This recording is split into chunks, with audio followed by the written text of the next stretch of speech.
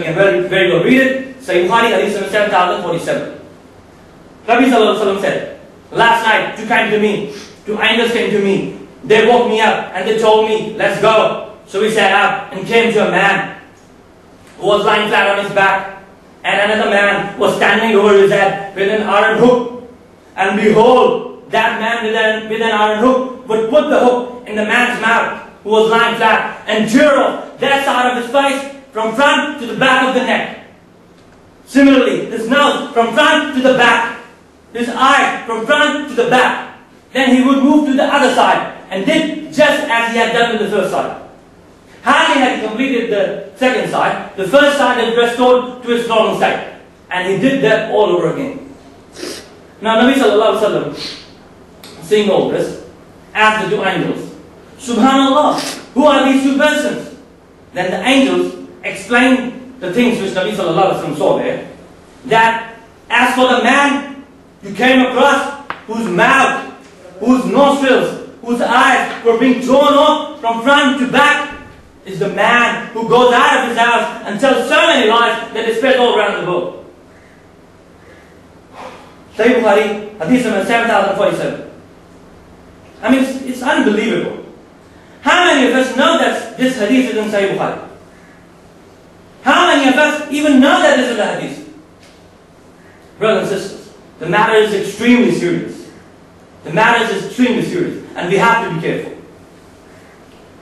Now, lying, spreading things without confirmation, propagating things without verification, is a sin. But lying on Allah, lying on Nabi Sallallahu Alaihi Wasallam is a greater sin. Meaning, attributing things to Allah, attributing lies to Nabi Sallallahu Alaihi Wasallam is a greater sin. Nabi Sallallahu Alaihi Wasallam said, it's mentioned in Sahih Muslim, Hadith number 5. Nabi Sallallahu Alaihi Wasallam said, attributing lies to me is not like attributing lies to someone else. Meaning, you attribute lies to any Abel, Zahir, Kasher, or any XYZ is a sin. But attributing lies to Allah, attributing lies to Nabi Sallallahu Alaihi Wasallam is a greater sin. As Allah said in Surah Yunus, Surah number 10, ayah number 69, Allah said, say, those who invent lies on Allah will never be successful. Those who invent lies on Allah will never be successful.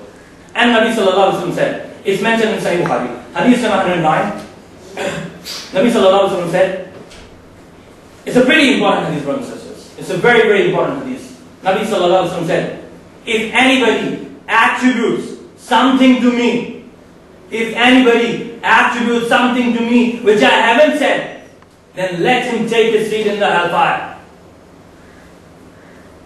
Sahih Bukhari, Hadith 709.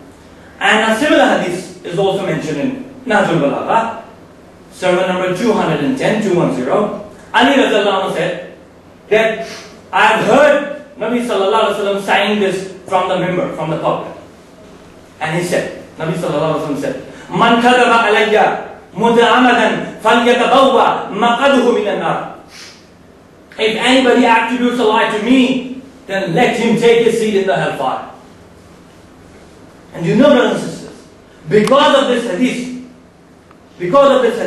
Man kadaba alayya muta'amadan falyatabawwa maqaduhu minan nar. If anybody attributes a lie to me, then let him take his seat in the hellfire. Because of this hadith, few of the Sahaba stopped narrating the hadith. It's mentioned in Sahih Bukhari, Hadith 107, 108.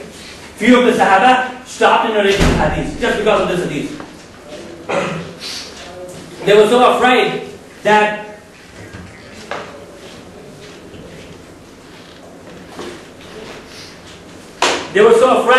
that while narrating the hadith, if a mistake happens, they were aware of the consequences.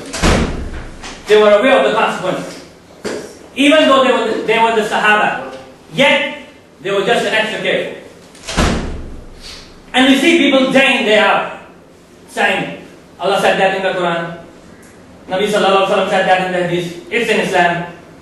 And when you ask such people, brother, who told you this? Can you give me the reference? Can you give me the proof?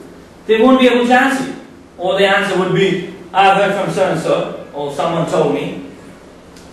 And daily we receive tens and hundreds of SMSs and emails saying such things without references. And plus at the end of it it's mentioned if you don't forward this to 5 or 10 or this number of people, something bad will happen to you. And if you do so, something good will happen to you.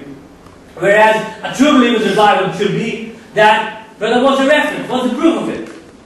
And brothers and sisters, we are so afraid to ask for a proof, or don't really bother to ask for a proof. Even from our friends, even from our relatives, even from our seniors. From where will we get the courage? From where will we get the guts to ask from the Maulana or Allama? Whereas asking for a proof is a guidance given by Allah Subhanahu wa Ta'ala. Allah says in Surah Baqarah, Surah number 2, ayah number 111, Allah says, they say, Allah is referring to the Jews and the Christians, they say, none shall enter heaven until he be a Jew or a Christian. Allah is saying that the Christians say that if you want to go to the heaven, if you want to go to the paradise, if you want to go to the Jannah, become a Christian. And Allah says, the Jews claim that if you want to go to the paradise, want to go to the Jannah, become a Jew. And look what Allah replies to them. Tilka amaniyuhum. This is their wishful thinking. This is their own desires. Allah rejects the claim of the Jews and the Christians. And Allah guides. Qul. Say to these Jews and the Christians, Hadu burhanakum. Produce your proof. In kuntum sadiqin, if you're truthful. Allah saying that the Jews and the Christians claiming something, that if you want to go to the heaven, become a Jew or a Christian, Allah guides the Muslim to ask for a proof. This is the guidance of Allah Subhanahu wa Ta'ala. And there's nothing wrong in asking for a proof. Brothers and sisters, this is the methodology, the manhaj, the way of the Sahaba. The way of the Sahaba. And it's mentioned in Sahih Bukhari, Hadith number 7317, 7318, Mughayra radiallahu anhu, he said that once Umar radiallahu anhu was among the companions and they were discussing about a certain issue, and he asked that, has anyone among you have heard something about this matter from Nabi sallallahu alaihi wasallam? Then Mughayra radiallahu anhu said, yes, I did. And do you know, brothers and sisters, what was the reply of Umar radiallahu anhu to Mughayra radiallahu anhu? O Mughayra, do not leave. You cannot leave till you present a proof in support of your statement. Imagine, brothers and sisters, Umar radiallahu anhu asking for a proof from a Sahabi. Then Mughayra radiallahu anhu went out and he found Muhammad bin Musallama radiallahu anhu, and he bore witness in front of Umar radiallahu anhu that yes, I have heard this hadith from Nabi sallallahu alaihi wasallam.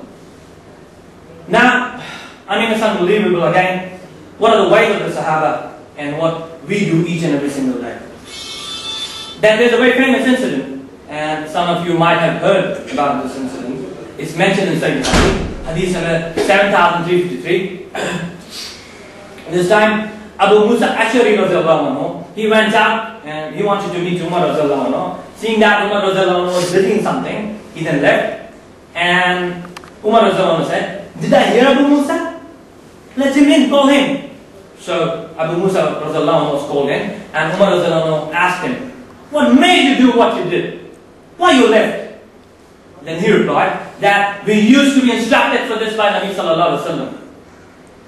And Umar radiallahu anhu said, okay, fine, good, nice, but produce your proof. Otherwise, I'll do so and so to you. Meaning I'll deal with you strictly. So then Abu Musa Ash'ari went out and he found the gathering of the Ansar, and he asked the Ansar, has anyone among you heard this hadith from Nabi sallallahu alaihi wasallam? And the Ansar replied, the youngest of us will bear witness for it. The youngest of us will bear witness for it. And Abu Sa'id Khudri was the youngest in them, and then he